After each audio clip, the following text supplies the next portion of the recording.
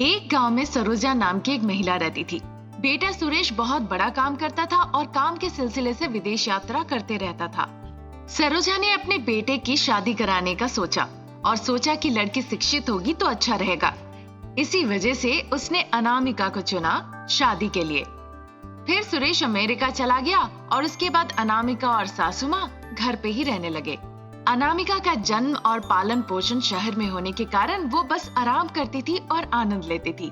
जब भी समय मिलता था वो शॉपिंग करती थी। वो बहुत पैसे खर्च करती थी। सरोजा को ये सब कभी भी पसंद नहीं आया। एक दिन सुबह के 10 बज रहे थे, तब भी अनामिका सो रही थी। ये देखकर सरोजा बिल्कुल भड़क उठी। देखो, दोपहर हो गया है, अभी तक उठी नहीं। ये सोचकर वो उसके कमरे में गई और जोर जोर से जगाने लगी। अरे उठो, सुन रही हो? उठो और काम करो। सरोजा उसे जोर जोर से जगाने लगी। अनामिका आहिस्ता से उठ के कहती है, क्यों सासू माँ, क्यों सुबह सुबह चिल्ला रही है? उठ गई हूँ, जाइए। अरे सुबह नहीं, दोपहर हो रहा है। अगर मैं तुम्हें अभी भी छोड़ दूं तो पता नहीं कब उठोगी। रुको, मैं तुम्हारे पति को फोन करके अभी बताती हूँ। अरे सासू माँ, उठ गई हूँ, अब अपने बेटे को मत बुलाइए। फिर जैसे ही वो नींद से उठी, वो झाड़ू लेकर घर की साफ सफाई करने लगी। कहते हैं कि जिसकी सास ना हो वही बेहतर है। अब मुझे ये बात समझ में आई कि हमेशा मुझसे लड़ती रहती है। बेहतर होता अगर मेरे पति मुझे अपने साथ अमेरिका लेके जाते। ये सोचकर वो बहुत उदास हो जाती है। वो दिन निकल जाता है। क्योंकि उसके पास सारे पैसे खत्म हो गए थे, वो बार बार अपने पति को फोन करती थी और अपने खाते में पैसे जमा करने के लिए कहती थी। इस बार भी उसने अपने पति सुरेश को फोन लगाया और कहने लगी, अजी क्या कर रहे हैं? इस तरह उसने बहुत प्यार से पूछा। कुछ नहीं, बस अभी अभी कमरे में आया हूँ। तुम्हें देखने का बहुत मन कर रहा है, कब आओगे? बहुत जल्दी आऊंगा। तुम सब ठीक तो हो ना? हाँ, सब ठीक है। अजी, मेरे पैसे खत्म हो गए हैं, क्या आप मेरे खाते में पैसे ट्रांसफर कर देंगे? इस तरह बड़े धीरे धीरे प्यार से उसने कहा। सुरेश का टोन बदल गया और कहने लगा, क्या फिर से पैसे मांग रही हो? तुम जानती हो मैंने अब तक तुम्हें कितने पैसे दिए हैं? माँ ने मुझे कहा था तुम बेवजह सारे पैसे खर्च कर रही हो। अब से मैं तुम्हें पैसे नहीं दूंगा। तभी मैं समझ गया था जब तुम मुझे बड़े प्यार से बातें कर रही थी कि अब पैसे ही मांगने वाली हो। इस तरह से सुरेश ने उसे बहुत डांटा और फोन काट दिया। अनामिका को बहुत गुस्सा आया। जरूर इस सासू माँ ने कुछ ना कुछ कहा है मेरे बारे में, नहीं तो ये जरूर मुझे पैसे देते। छी, अब मुझे पैसे कैसे मिल सकते हैं? इस तरह वो सोचने लगी। 2 दिन निकल गए। अनामिका के पास एक फूटी कौड़ी भी नहीं थी। उसे समझ नहीं आ रहा था कि क्या करना चाहिए। फिर वो सरोजा के पास गई। सासू माँ, कुछ पैसों की जरूरत है, खुद के खर्च के लिए भी 1 रुपए नहीं है। अनामिका इस तरह कहती है। उसकी बातों पर सरोजा कहती है, वैसे तुम्हें पैसों की क्या जरूरत है? फालतू के खर्च छोड़ के अब तक तुमने बहुत पैसे उड़ाए हैं। लगता है बेटे ने ना कह दिया पैसे देने के लिए, इसीलिए मुझसे मांग रही हो। सरोजा कहती है, मैंने बेवजह कुछ खर्च नहीं किए। ऐसा? फिर दिखाओ, तुमने पैसे लेके क्या खर्च किए हैं? सरोजा पूछती है। अनामिका कुछ ना कह के चुपचाप खड़ी रहती है। वहां मेरा बेटा मेहनत करके पैसे कमा रहा है। अच्छा होगा अगर तुम कुछ पैसे बचत करो तो फिर तुम्हें किसी के सामने हाथ फैला के मांगने की जरूरत नहीं पड़ेगी और तुम बेकार बैठी हो, इस वजह से बुरा भी नहीं लगेगा। इस तरह सरोजा अनामिका से कहती है। अचानक अनामिका को एक तरकीब आती है। सासू माँ, मुझे एक तरकीब आई है। मैं ब्यूटिशियन का कोर्स सीखूंगी और ब्यूटी पार्लर चलाऊंगी और उससे पैसे भी कमाऊंगी। पर आप तो बिना कुछ सुने ही जो मन में आ रहा है वही कहे जा रही है। अच्छा, ये ब्यूटी पार्लर का आइडिया अच्छा है। बाहर इसकी बहुत मांग है, पर खर्च कितने होंगे इसके लिए बेटा? कोर्स सीखने में 20,000 रुपए लगते हैं सासू माँ। ठीक है, तो मैं 20,000 रुपए दूंगी। वो कोर्स सीखो और फिर पैसे कमाओ। इस तरह सरोजा उसे पैसे देती है। अनामिका वो पैसे लेती है और खुशी खुशी चली जाती है। उस पैसों से उसने कपड़े खरीदे और बचे हुए पैसों से वो अपने सारे दोस्तों को पार्टी दी, पब गई और इस तरह सारे पैसे खर्च कर दिए। 1 महीने तक ऐसी ही मौज मस्ती चलती रही। फिर एक दिन सरोजा आके अनामिका से कहती है, अनामिका 1 महीना हो गया, दुकान शुरू करने में और कितने दिन लगेंगे? हाँ, अभी अभी मेरा कोर्स पूरा हुआ है। मैं अच्छी जगह देख रही हूँ जहाँ दुकान खोल सकते हैं। कोर्स में तुमने हेयर स्टाइल बनाना सीखा है ना? हाँ सासू माँ। देखो मेरे बहुत बाल गिर रहे हैं, अगर कोई क्रीम है तो लाके लगाओ जरा। सरोजा की बातों पर अनामिका हाँ कह देती है। फिर वो पैसे लेती है और बाजार जाके 4-5 तरह के क्रीम ले आती है। सासू माँ, ये लीजिए आपके क्रीम। ये क्रीम अगर बाल में लगाएंगे तो आपके बाल झड़ने बंद हो जाएंगे और काले भी हो जाएंगे। इस तरह वो सरोजा को कहती है। उसकी बातें सुनकर सरोजा कहने लगती है, ऐसा क्या? फिर देर मत करो, जल्दी से सारे क्रीम बाल में लगाओ। सरोजा ऐसा कहती है। फिर अनामिका ने सोचा कि कुछ नहीं होगा और वो सारा क्रीम सासू माँ पे लगा देती है। वो नहीं जानती थी कि आगे क्या करना है। सासू माँ, इन क्रीम को रात भर बालों में ऐसे ही लगा कर रहने दे और सुबह नहा लीजिएगा, ठीक है? अनामिका सरोजा से ऐसा कहकर वहां से चली जाती है। आहा, मेरे बाल तो अब काले हो जाएंगे और मैं जवान भी दिखूंगी। ऐसा कहकर सरोजा शर्मा गई। वो रात निकल गया। फिर सरोजा सुबह नींद से उठी और गई आईने में देखने। उसके सर पे एक बाल नहीं थे। वो पूरी तरह से गंजी हो गई थी। खुद को शीशे में गंजा देखकर सरोजा जोरों से चिल्लाई। सरोजा के चिल्लाने की आवाज सुनकर अनामिका उसके कमरे में दौड़ के गई। सरोजा को टकला देखकर अनामिका आश्चर्य हो गई। अनामिका को देखकर सरोजा को बहुत गुस्सा आया और कहने लगी, अरे बेवकूफ लड़की, तुमने मुझे ऐसा क्यों बना दिया? मैं भी कुछ समझ नहीं पा रही हूँ सासू माँ। सच बताओ, पैसे लेकर तुमने कोर्स सीखा या उन पैसों से मजे किया? अगर तुमने झूठ बोला है तो मैं अपने बेटे को तुमसे अलग करवा के रहूंगी। सरोजा ने अनामिका को चेतावनी दी। अनामिका काफी डर गई और फिर वो सारा सच कह दी। ये सुनकर सरोजा भड़क उठी उस पे। तुम पर विश्वास करके मैंने तुम्हें पैसे दिए, तुमने सारे पैसे खर्च कर दिए और मुझे ऐसा बना दिया। अब मैं बाहर कैसे जाऊंगी, तुम बताओ? इस तरह से सरोजा अनामिका पे बहुत भड़की और फिर वो अस्पताल के लिए निकलने लगी। सरोजा की वो हालत देखकर अनामिका थोड़ी भी दुखी नहीं हुई। उल्टा जब जब वो सरोजा को देख रही थी, सासू माँ के टकले को देखकर उसको हंसी छूट रही थी। सासू माँ शांता देवी को गरीब बहुरानी अनामिका बिल्कुल पसंद नहीं थी। वो अपनी छोटी बहुरानी अनुराधा को पसंद करती थी क्योंकि वो बहुत अमीर थी। इसी वजह से वो अनामिका से घर का सारा कामकाज करवाती थी। अनामिका घर का सारा कामकाज करती थी और बहुत मेहनत करती थी। अनामिका को शांति देवी ठीक से खाना तक नहीं देती थी।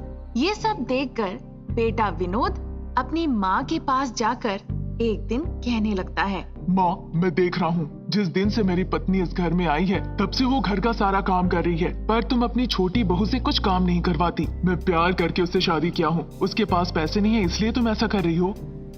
तुम्हें जो समझना समझो, मुझे कोई परवाह नहीं।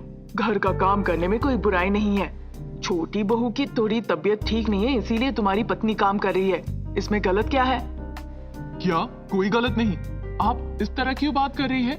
उसके लिए तो अच्छा है, वो खुश है, पर मेरी पत्नी इस तरह प्रताड़ित हो रही है। हम यहाँ और 1 मिनट नहीं रहेंगे। किराए पे घर लेके हम वहाँ चले जाएंगे। अच्छा, तो मैं अब क्या कहूँ? सब तुम्हारी मर्जी। अनामिका, तैयारी करो, अब हम इस घर में एक पल नहीं रहेंगे। इस तरह से वो कहता है, पर अनामिका उसके बात पर तैयार नहीं होती। विनोद उसकी एक बात नहीं सुनता। अनामिका फिर कुछ नहीं कर पाई। सारे कपड़े लाते बांध लिए और फिर वो दोनों घर से निकल गए। उन्होंने किराए के घर ढूंढने की कोशिश की पर कहीं भी उन्हें घर नहीं मिला। बिल्कुल उनके घर के सामने एक किराए का छोटा सा घर था, लेकिन वहां रहना विनोद को मंजूर नहीं था। पर क्या करते, 2 दिन निकल गए। उन्होंने बहुत घर ढूंढा पर कहीं कुछ नहीं मिला, इसीलिए थक हार के वो अपने घर के सामने वाले घर में ही भाड़े पे गए। ये देखकर शांति देवी कहने लगी, हाय रे, इन्हें कहीं और घर नहीं मिला जो आके हमारे घर के सामने भाड़े पे रहने लगे हैं। इस तरह वो कहती है। फिर वो दिन निकल जाता है। अनामिका अपने पति को एक छोटा सा नकली आभूषण व्यवसाय शुरू करने का विचार देती है। उसके लिए वो भी हाँ कह देता है। घर पर ही वो 1 ग्राम सोने की नकली ज्वेलरी की दुकान शुरू करते हैं। अनामिका अपना घर का काम खत्म करके दुकान का देखभाल करती थी। विनोद व्यापार के साथ खेत का भी काम करता था और इसी तरह जिंदगी कट रही थी। ये सब देखकर सासू माँ और बहुरानी के बीच चर्चा होती है। लगता है ये कुछ व्यापार शुरू किए हैं, चलो चल के देखते हैं। ऐसा कहकर वो दोनों वहां जाते हैं।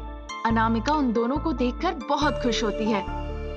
सासू माँ, अनुराधा, आओ आओ, अंदर आओ, यहाँ आकर बैठो। इस तरह वो खुश होकर उन्हें बुलाती है, पर वो दोनों मुंह एंठते हुए जवाब देते हैं, उसकी जरूरत नहीं है, हम यहाँ गहने देखने आए हैं, सुना है वो अच्छे हैं। फिर छोटी बहुरानी कहने लगती है, वैसे हमें ये नकली जेवर की क्या जरूरत है? हमारे पास तो भर भर के सोने के जेवर है ना। तुम ना बिल्कुल पागल हो, हम ये गहने पहनने के लिए नहीं खरीदने आए हैं। ये इस तरह का काम करके संघर्ष कर रहे हैं। हम कुछ गहने खरीदेंगे और पैसे दे देंगे ताकि सहायता हो जाए। वैसे भी इन फालतू गहनों का हमें क्या जरूरत है? सासू माँ कहती है। सासू माँ की बातें सुनकर अनामिका को बहुत बुरा लगता है। वो उनसे गहने लेते हैं और उसकी कीमत पूछते हैं। ये सुनकर अनामिका कहने लगती है, सासू माँ, मैं पैसे कैसे ले सकती हूँ? ये तो आपका भी है। मतलब तुम सोच क्या रही हो? हम सड़क पे कारोबार करने वाले लोगों में से लगते हैं या तुम्हें लग रहा है कि हम इसके पैसे नहीं दे सकते हैं तुम्हें? सासू माँ गुस्से से ऐसा कहती है और फिर गहने फेंक देती है। अरे सासू माँ, आप ऐसा क्यों कह रही हैं? इस तरह से वो चिल्ला के कहती है। वो गहने फेंक देती है और वहां से चली जाती है। अनामिका उन सभी आभूषणों को एक एक करके उठा के ले आती है। उस रास्ते से जाने वाला एक व्यक्ति उसे इस काम में मदद करता है। आपका बहुत बहुत धन्यवाद। इस तरह अनामिका उस आदमी को धन्यवाद कहती है। बेटा, बहुत भूख लगी है, क्या कुछ खाने को दे सकती हो? इस तरह वो व्यक्ति कहता है। फिर वो अंदर जाती है और खाना लाके उसे देती है। वो इंसान बहुत खुश होकर खाना खाता है। माँ, तुमने मुझे खाना दिया, आश्रय दिया। मैं तुम्हारे साथ ही रहकर अपना जीवन बिताना चाहता हूँ। उसकी बातों को सुनकर अनामिका को उस पर सहानुभूति होती है। तभी से वो इंसान उन्हीं के पास रहकर काम करने लगता है। उसके पति को बुजुर्ग इंसान की अच्छाई बहुत पसंद आती है। हर दिन अनामिका उस बुजुर्ग इंसान को खाना परोस के देती थी। बुजुर्ग इंसान विनोद और अनामिका को सहायता कर रहे हैं, ये सासू माँ और अनुराधा को पसंद नहीं था। उस बुजुर्ग इंसान के आने के बाद से व्यापार अच्छा चलने लगा। इसीलिए सासू माँ और अनुराधा ने सोचा कैसे भी करके उनका व्यापार बिगाड़ना है। उस बुजुर्ग इंसान को घर से बाहर निकाल देते हैं और जैसा सोचा था, सुबह के वक्त बुजुर्ग इंसान के पास जाकर कहने लगते हैं, अरे बुढ़े, तुम यहाँ क्यों आए हो? किस चीज की जरूरत है तुम्हें? यहाँ तुम मजे से खा रहे हो, तुम उनकी मदद क्यों कर रहे हो? सच सच बताओ और यहाँ से चले जाओ। तुम जाओगे तभी उनका धंधा पहले जैसा हो जाएगा। तुम उन्हें मदद करते रहोगे तो उनका धंधा और अच्छा चलेगा। देखिए, मैं नहीं जाने वाला। आप अपने बहू बेटे को छोड़ दिए हैं और उनसे अब बदला लेना चाहते हैं। मैं सब समझता हूँ। भिखारी हो, भिखारी की तरह रहो, ज्यादा जुबान मत चलाओ। देखो मैं क्या करती हूँ। इस तरह कहकर वो गुस्से में जाके सारे गहने फेंक देती है और फिर वो आती है एक लाठी लेके उसे पीटने के लिए। तब तक अनामिका वहां आकर कहने लगती है, अरे ये सब क्या हो रहा है? आप क्या कर रही हैं? छोड़िए। इस तरह अनामिका रोकती है। फिर अचानक से अनामिका को चोट लग जाती है। फिर खून से उसके शरीर लथपथ हो जाता है। ये देखकर सासू माँ और अनुराधा डर जाते हैं। इस बीच वो व्यक्ति एक संत का रूप धारण कर लेते हैं। संत के रूप में देखकर दोनों डर जाते हैं। अनामिका, तुम्हें कुछ नहीं होगा। इस तरह स्वामी जी कहते हैं और अनामिका के सर का घाव गायब हो जाता है। स्वामी जी, आपका बहुत बहुत धन्यवाद। पर ये सब क्या है, मुझे कुछ समझ नहीं आ रहा।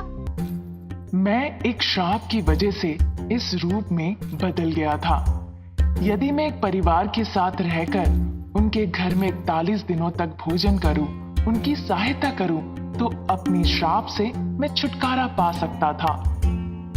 मेरे 41 दिन तुम्हारे साथ पूरे हो गए हैं, इसीलिए मैं अपने पुराने वेश में वापस आ गया हूं। अब मैं इन अहंकारी महिलाओं का अंत देख कर रहूंगा। इस तरह कहकर स्वामी जी उनके तरफ आगे बढ़ते हैं। ये देखकर वो दोनों काफी डर जाते हैं और स्वामी जी से माफी मांगने लगते हैं। तुम अपनी बहू के साथ इतना दुर्व्यवहार कर रहे हो क्योंकि उसके पास पैसे नहीं है। देखो, अब मैं जादुई वर्षा करूंगा। ये कहकर वो जादुई वर्षा करने लगते हैं। उस वर्षा में सोने के गहने गिरते हैं नीचे। जो भी गिर रहा था वो सोने के थे। ये देखकर अनामिका बिल्कुल आश्चर्य रह जाती है। सासू माँ और अनुराधा भी आश्चर्य हो जाती है। अनामिका, ये सब सोने के गहने हैं। इन्हें लेकर व्यापार शुरू करो। इनके साथ तुम दोनों बहुत खुश रहोगे और धनी बन जाओगे। सिर्फ इतना ही नहीं, जब भी तुम मुझे बुलाओगे, मैं तुम दोनों के लिए जादुई वर्षा कराऊंगा। इस तरह स्वामी जी आशीर्वाद करते हैं। अनामिका बहुत खुश हो जाती है और संत को धन्यवाद कहती है। अहंकार था उन दोनों को कि उनके पास बहुत धन है, इसलिए अब मैं श्राप देता हूँ कि तुम दोनों अब गरीबी में जीवन काटोगे। इस तरह से वो श्राप देते हैं। उनके शरीर में जितने गहने थे वो अदृश्य हो जाते हैं देखते ही देखते। उनका बंगला एक कुटिया में बदल जाता है। उनके सारे संपत्ति खत्म हो जाते हैं और वो रोने लगते हैं। स्वामी जी, उन्हें अपनी गलतियों का एहसास हो गया है। आप उन पर कृपा करें और उन्हें पहले जैसा साधारण कर दें। ठीक है, अगर श्राप से छुटकारा पाना है तो अनामिका के नीचे तुम दोनों को काम करना पड़ेगा।